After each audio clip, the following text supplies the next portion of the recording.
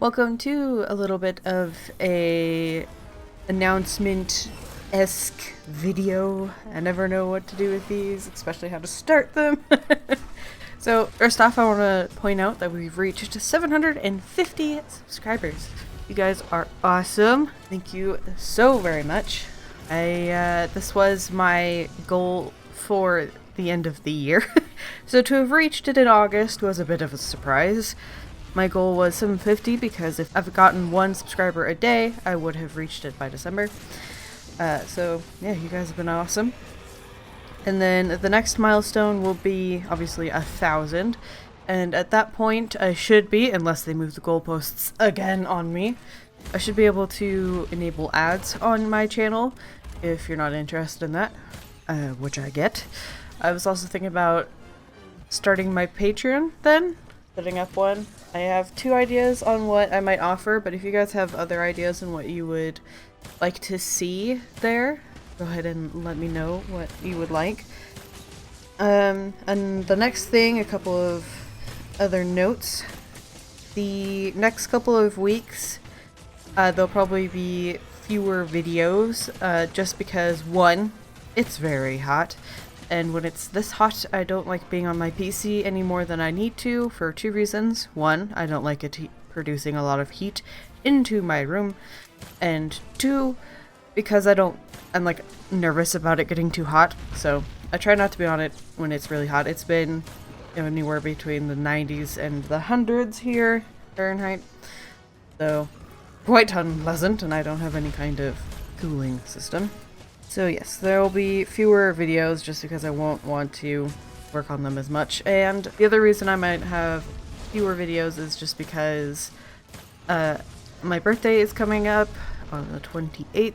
And so, like, my boyfriend, he took a couple days off, and so probably won't want to record and do video-related stuff around that time. So yeah, next couple of weeks, probably not as many videos as normal. Next, because of next week, my sister also took the week off, so we may stream a couple of days on Twitch.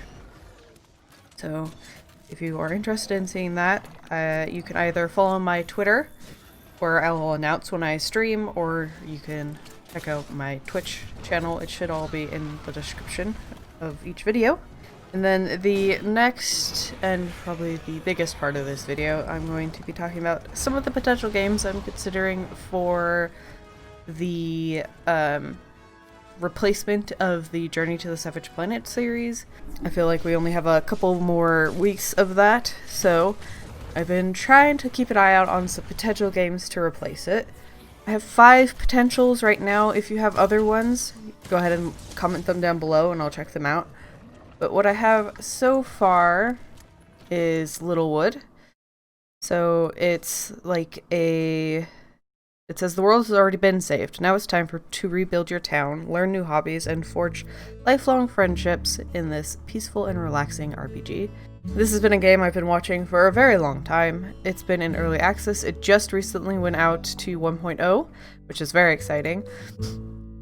It is very customizable, like you get to rebuild everything. You could add the mountains, take them off, make the paths, move the houses, place things, which I think is very fun. I love that kind of game. And there's a lot of people for you to build friendships with, and there's crafting and stuff like that. Materials to be gathering. So that's one of the first ones that I'm considering. Of course, I have to have a sneeze attack as soon as I start this video, so apologies for how my face sounds. The next one I am considering is Summer in Mara.